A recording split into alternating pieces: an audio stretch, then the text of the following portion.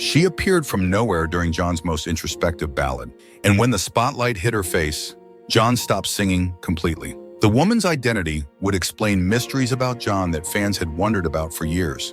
It was December 8th, 1979, exactly 1 year before John would leave this world, and he was performing at Madison Square Garden in New York for what would become one of his most talked about comeback shows.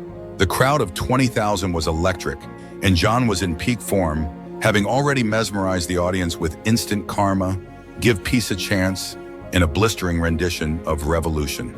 As the concert moved into its more intimate second half, John walked to center stage with just an acoustic guitar. This was always the part of his shows where he connected most deeply with his audience, stripping away the spectacle to reveal the raw emotion that made him the voice of a generation. He began playing the opening chords to Imagine, the song that had become his anthem and remained closest to his heart. The arena fell silent, 20,000 people hanging on every note. But tonight, something was different. As John sang the first verse alone, a second voice began to harmonize from somewhere in the darkness behind him. At first, John thought it was one of his session musicians joining in early, but something about this voice was different. It was pure, untrained, and heartbreakingly resonant. More importantly, it knew harmonies to Imagine that John had never heard before. Harmonies that somehow made the song sound more complete than it ever had, like a missing piece of a complex puzzle. John continued singing, but his eyes were searching the darkened backstage area, trying to locate the source of this mysterious voice. The audience was mesmerized, not just by John, but by the haunting beauty of the unknown harmonies floating from the shadows. Then slowly a figure began to emerge from the darkness. A woman in a simple dark coat walked onto the stage, her face hidden in shadow. She moved with quiet confidence, as if she belonged there, as if she had every right to join John Lennon in front of 20,000 people. Security guards started to move forward, but John, without breaking his performance, held up his hand to stop them. Something about this woman, something about her voice, something about the way she moved had captured his complete attention. As she got closer to the microphone, John could see more of her features in the stage lights.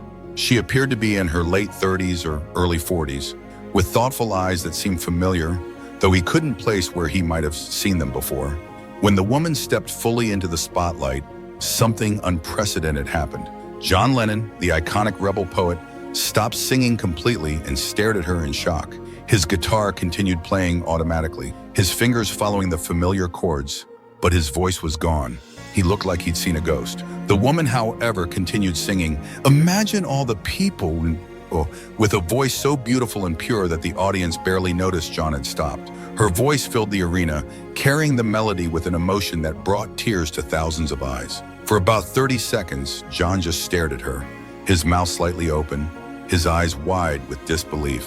Then in a voice that was barely audible but picked up by his microphone, he whispered one word, "Eleanor." That single word sent shockwaves through John's inner circle. Anyone who had been close to John in his art school days, or the very nascent days of the Quarrymen, knew that name. Eleanor Vance had been John's first serious muse, the girl he sketched endlessly in art school, the one who first believed in his raw talent before the Quarrymen ever played a gig. She was also the girl who vanished from his life in 1961, just as the Beatles began their ascent, leaving a young, ambitious John heartbroken and confused. For almost 20 years, John had wondered what happened to Eleanor Vance. He tried to find her several times, but she had disappeared completely, leaving no trace of where she'd gone or what she'd become. And now here she was on his stage, singing the song that embodied his deepest hopes, the song that was a world away from the angst-ridden ballads he'd written after her departure. "Eleanor," John said again, this time louder, his voice thick with emotion. "Is that really you?" The woman Eleanor smiled through her own tears and nodded.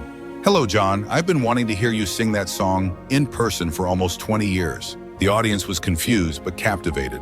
They could sense they were witnessing something incredibly personal and important, even if they didn't understand what it was. John set down his guitar and walked over to Eleanor. For a moment, they just looked at each other. Two people who had once been everything to each other, now meeting again after nearly 2 decades. "I can't believe you're here," John said, his voice breaking. "I can't believe you're really here."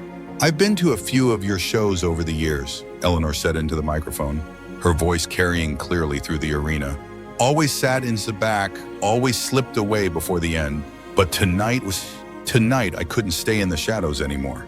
Ladies and gentlemen, John said to the audience, his composure slowly returning. I want you to meet someone very special. This is Eleanor Vance, and she taught me how to dream in harmony. The audience applauded, still not fully understanding, but recognizing the emotional weight of the moment. John, Eleanor said, I need to tell you something. Something I should have told you back in '61. John looked at her, his heart pounding. What is it, Eleanor? I didn't leave because I didn't love you. I left because I loved you too much. The arena went completely silent. You could hear 20,000 people holding their breath. In 1961, Eleanor continued, her voice strong and clear, you were just starting to become famous. The band was taking off. Brian was calling. The world was beckoning. And I knew that if I stayed, I would hold you back. I would be just a distraction, or worse, someone you'd grow to resent. She looked out at the massive audience, then back at John. I knew you were destined for something bigger than Eleanor Vance from Liverpool. Something global, revolutionary. So I made the hardest decision of my life. I found my own quiet path. Not because I loved you less, but because I loved you enough to let you become who you were meant to be. John was crying now, not caring that 20,000 people could see him. Eleanor, you didn't hold me back. Losing you, that's what sparked so many of the questions I've sung about for decades. Every song about yearning, about trying to find meaning, a part of it was searching for you. John, Eleanor said softly, would you sing with me one more time, like we used to in that tiny Liverpool flat? John nodded, picked up his guitar, and began playing Imagine again. But this time they sang it together from the beginning. What followed was the most emotionally charged duet in concert history.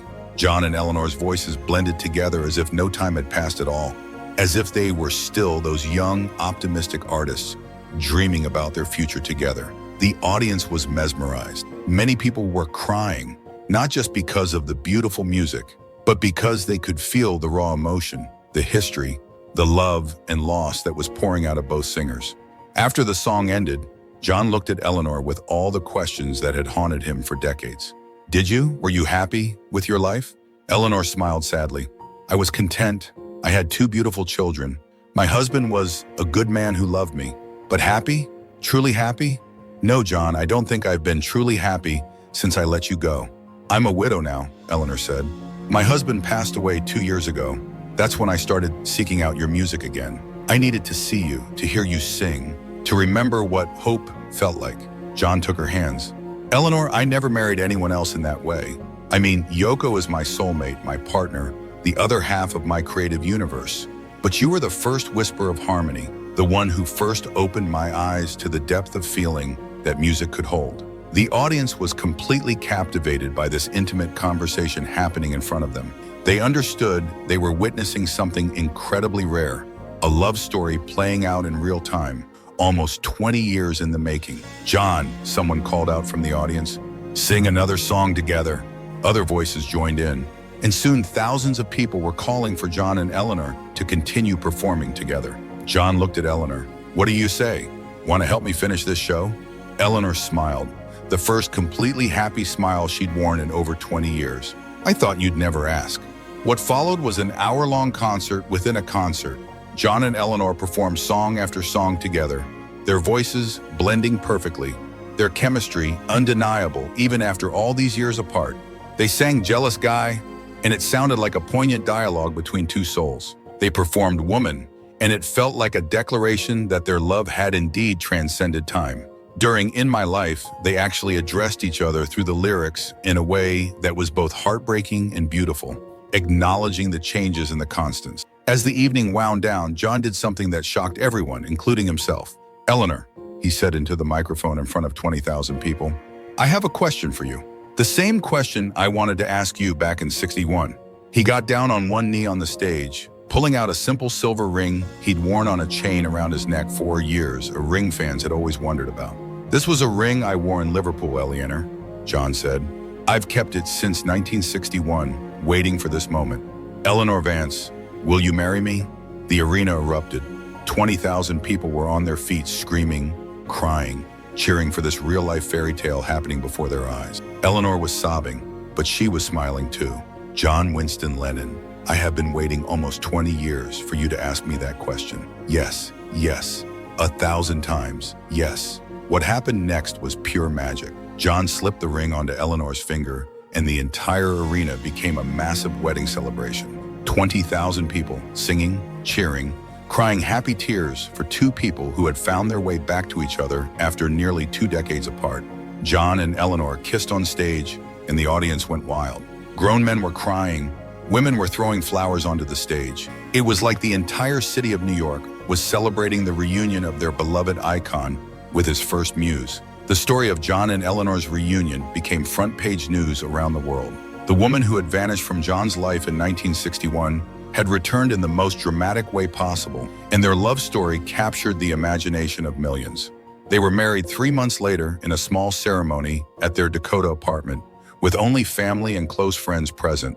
But the real wedding had happened on that stage in New York in front of 20,000 witnesses who would never forget the night love conquered time. Finding Eleanor again transformed John in his final year. Friends said he was happier, more at peace, more content than he'd been in decades. He'd finally found the missing piece of a different kind of heart, the one he'd lost before the world knew his name. John always said he was searching for something, recalled his friend, Elliot Mintz. After Eleanor came back, he stopped searching. He'd found what he was looking for. The bootleg recording of that night became one of the most treasured John Lennon recordings among fans, not just for the music, but for the incredible love story it documented. Eleanor and John had only 10 months together before his death in December 1980, but those 10 months were the happiest of his life. Eleanor often said that those 10 months made up for the 19 years they'd lost. The story of John and Eleanor reminds us that some love stories are so powerful, they can survive decades of separation. It shows us that it's never too late for second chances, that true love can wait, and that sometimes the most important moments in our lives happen in front of thousands of strangers. On December 8, 1979, John Lennon was giving just another concert in New York. Instead, he was reunited with his first love in the most magical way possible, creating a moment that proved that real life can be more incredible than any fairy tale. The mystery woman who joined John on stage that night wasn't really a mystery at all. She was the answer to every question he'd ever sung about, every ballad about longing, every moment of creative yearning he'd experienced since 1961. Sometimes the most important people in our lives are the ones we think we've lost forever. And sometimes, if we're very lucky, they find their way back to us when we need them most.